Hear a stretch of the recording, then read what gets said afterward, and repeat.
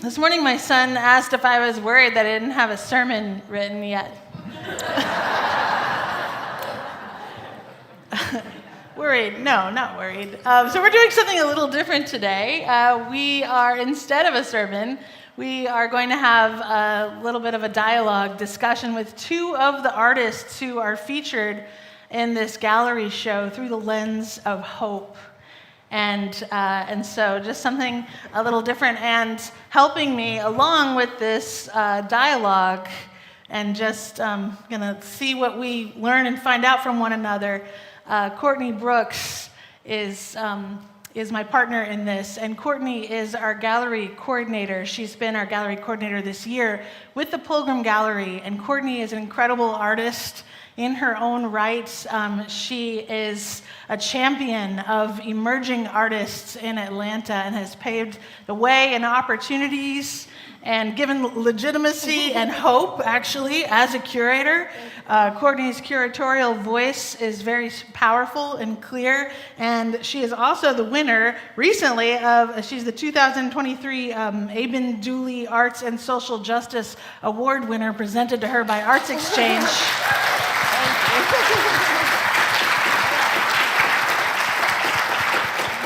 And I don't even think I'm fully able to express that Courtney's a big deal in Atlanta.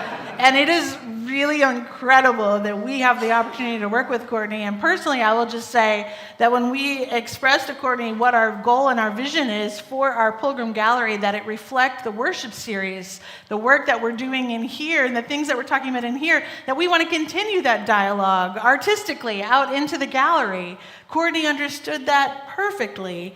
And, whatever worship series that we come up with, we kind of come up with it together in conversation. And so Courtney has just been a tremendous thought partner with me. And I am so proud of the shows that Courtney has brought to UCA's Pulgram Gallery, and deeply proud of these two artists who we're going to hear from today. Thank you so much. That's such a beautiful introduction.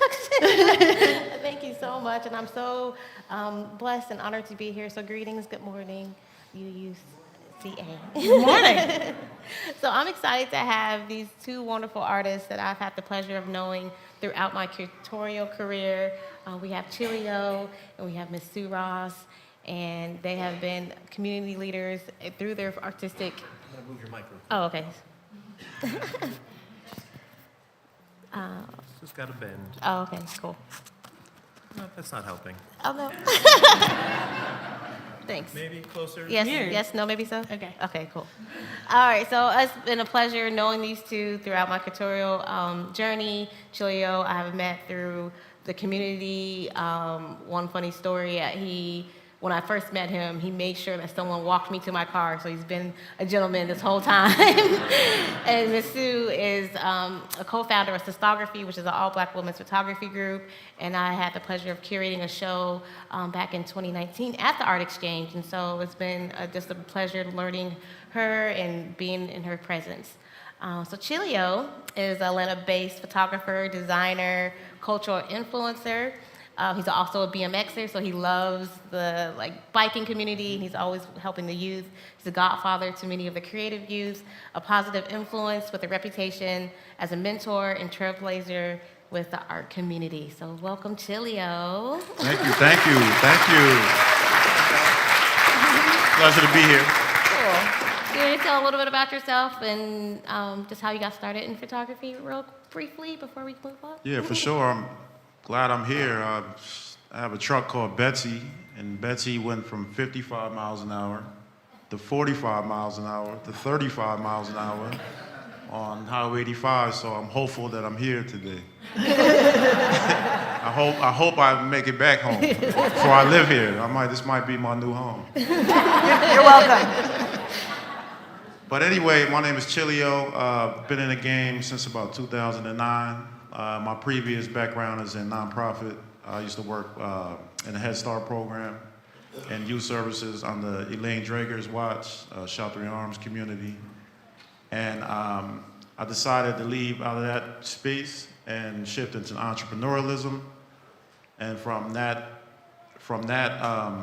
decision, I went into fashion. And so from fashion, I'm here today.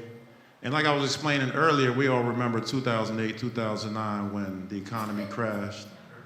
And similar to what we're going through right now. But I couldn't afford to pay photographers $450 to $800 for photo shoots, so I had to take that money, invest into a camera, and just for functional sustainability in my business. And then I found out that I actually love what I'm producing. So I challenged myself to get into the artistry of photography.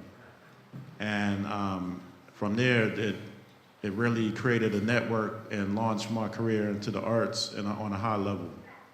So I've done many high-level art shows.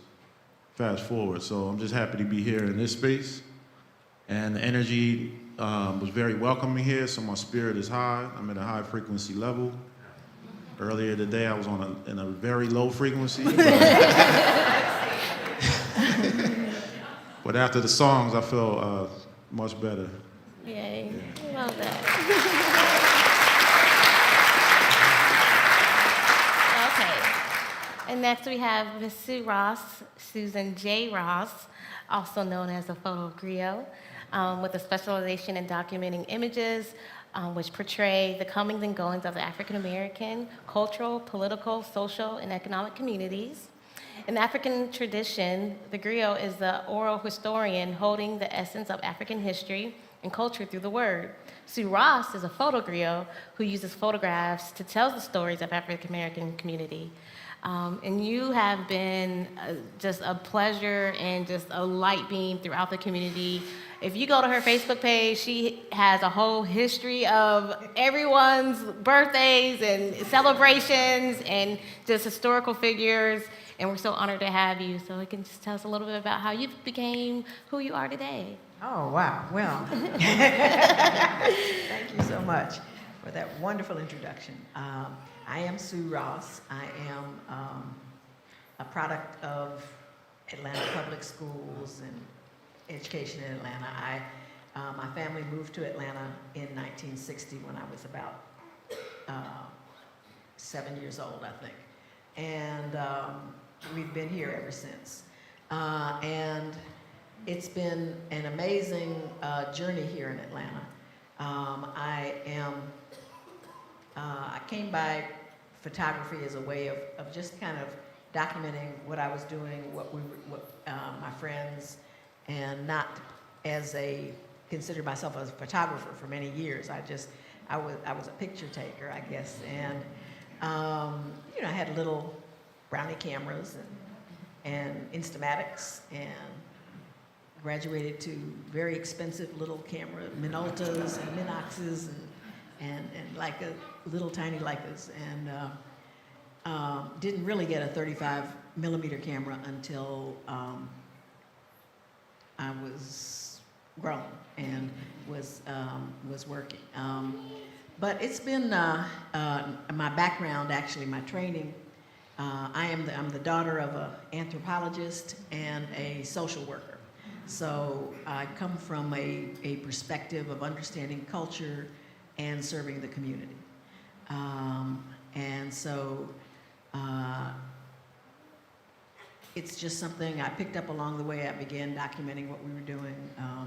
When I worked in, my next door neighbor ran for mayor, Andy Young, and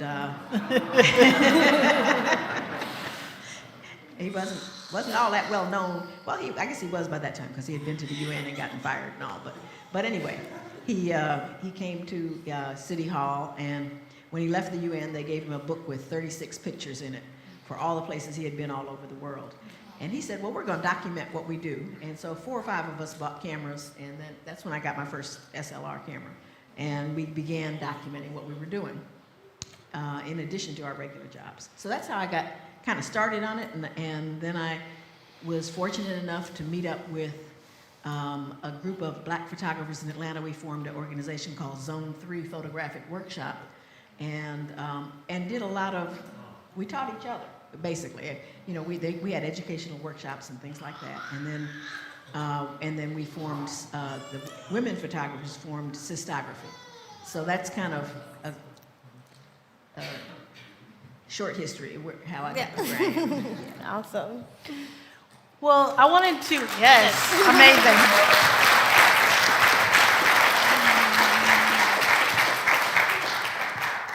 So I wanted to invite you, so they've been a part of this Rigorous Hope series, photography series that you have seen on the gallery for the past couple of months. And, you know, we've also been preaching and praying on Rigorous Hope and singing about Rigorous Hope here in our worship. And so I just wanted to invite you to maybe share a story from your photography career, a story that gives you a sense of that hope. You know, so much of what we see, what we're faced with day to day, is contrary to a narrative of hope.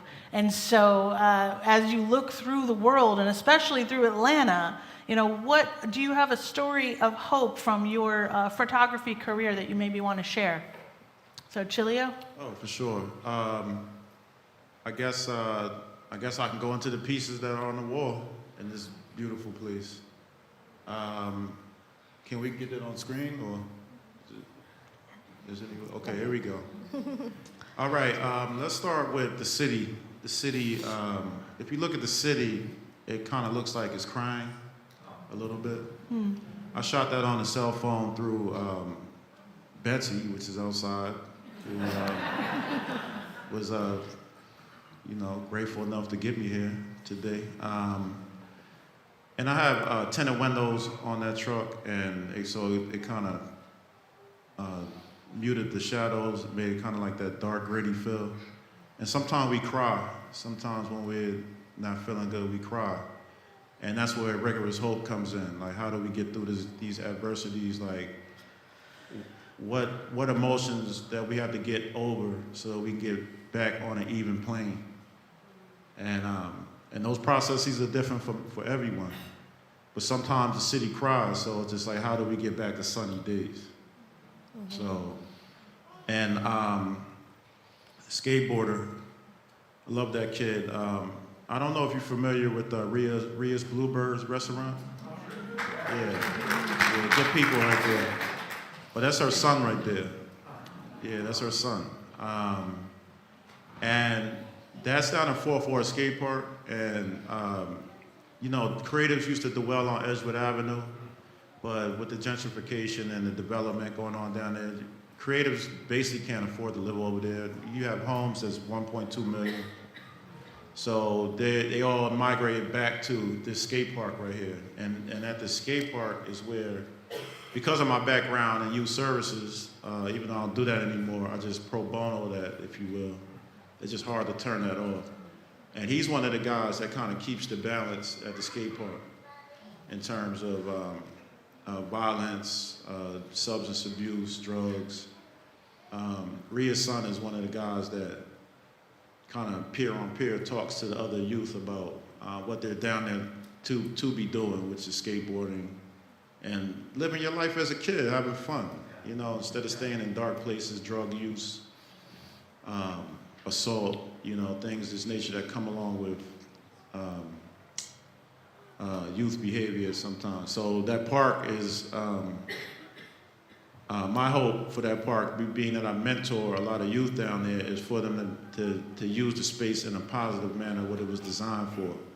So now you see kickball, you see volleyball, you see gymnastics, you see skateboarding, you see music events, dance. And it's good to see creative community coming back to that space instead of being in more, and then, creators, we don't make a lot of money, at least most of us. So it's like we always dwell in at-risk communities, if you will. So my hope for that space is for it to be a safe space. We need more safe spaces in the city, just in general.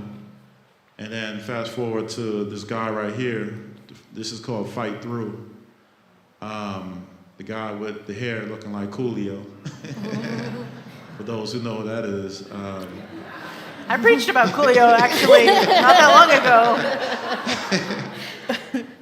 He's a Georgia guy. Met him in Soho, New York City, fashion mecca. during Fashion Week, during New York Fashion Week. And every time I go to New York, I rent big pickup trucks. I don't know if it's a Southern thing. They're like, why are you always in the truck? You know, I was like, I'm from Atlanta. That's what we do. I kept seeing him on Mercer. I just kept bumping into him like while driving the truck, and then he was at an actual pop-up, and I was like, I don't know what our connection is, but is it cool if I take a photo of you? And at that time, he was there to launch his modeling career. Just brand new, newbie, and I caught this epic. I said, throw some punches or something like that. I don't know what made me say that. So when I was talking about rigorous hope, sometimes you have to fight through. Mm-hmm. It's literally like a fight, you know.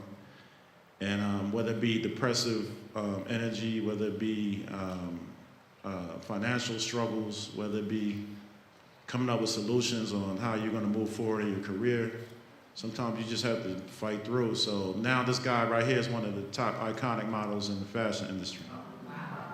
So he fought through and made his name in the game, and he has a positive career now.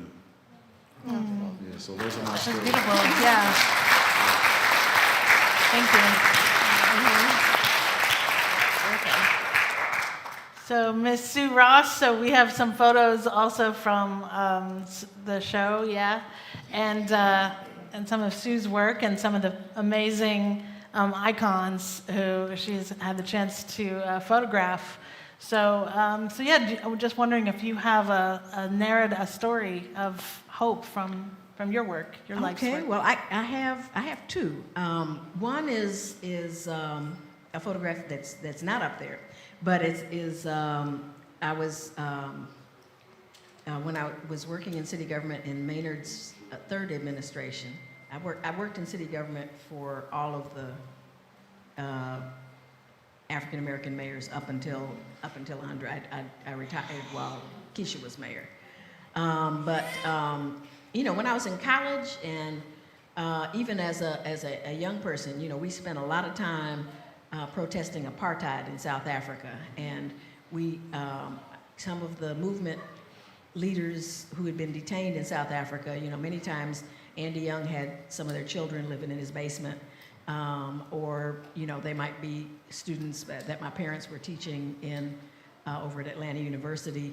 And so all through high school and college, we participated in a lot of anti-apartheid activities and marches and demonstrations, and what was a true, and we never thought, of all the African countries began getting in their independence in the 60s, South Africa and Southern Africa region was the most intransigent and racist, and very much like, we felt we had very much similar struggles in the American South and in South Africa.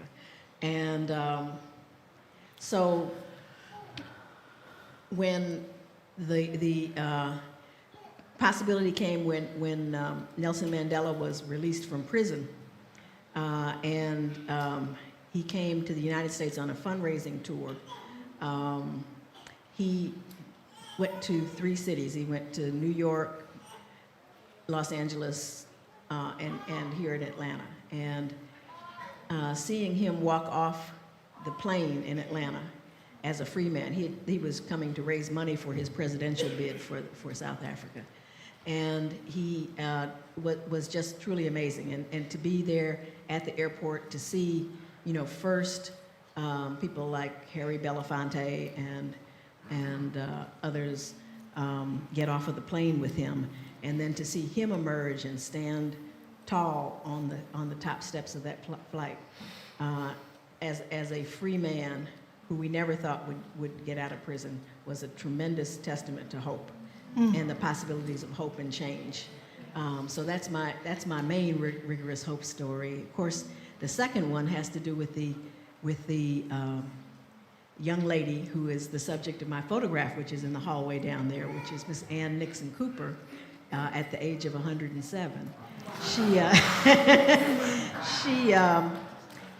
She was born before the turn of the last century, you know, so she lived over 100 years, and she lived through segregation, and she lived at a time when neither women nor blacks could vote.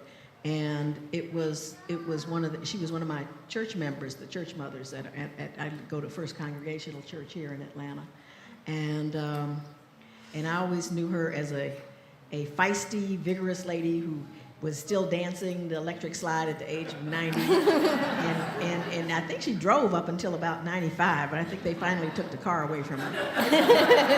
But it was a joy of her life when she got to vote for the first black president, and she voted for Barack Obama. And many of you may have heard his acceptance speech, where he talked about the arc of her life from the early days past at the ending of slavery. You know, she was born during the end of Reconstruction time, and the changes that she had seen over the scope of her century-long life. And she was able to. He did call her after he was elected and invited her to the inauguration. And unfortunately, she passed about 2 weeks before his inauguration. But she got to see that dream come true. So that's why her picture is paired with the Barack Obama "Yes We Can" poster in the hallway out there. But it is a testimony of hope that a small group of people can make a difference in this country.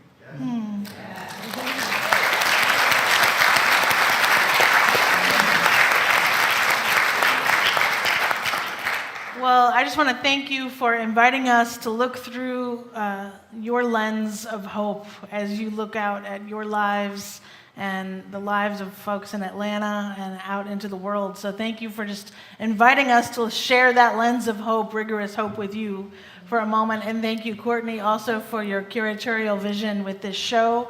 The show is only up for It's today. Well, we have an artist talk with a few other artists later on this afternoon, but today is actually the last day. Okay. So please enjoy it while it's still here. And if It'll there's be a up piece soon. that you like that you want to keep looking at, this is for sale. All the work in this show are for sale. But please do join us. We'll have more of the artists in the Rigorous Hope show joining us after the service is over at 12:30 in the Fellowship Hall. But thank you all so much. Thank you. Thank you very much. Thank you.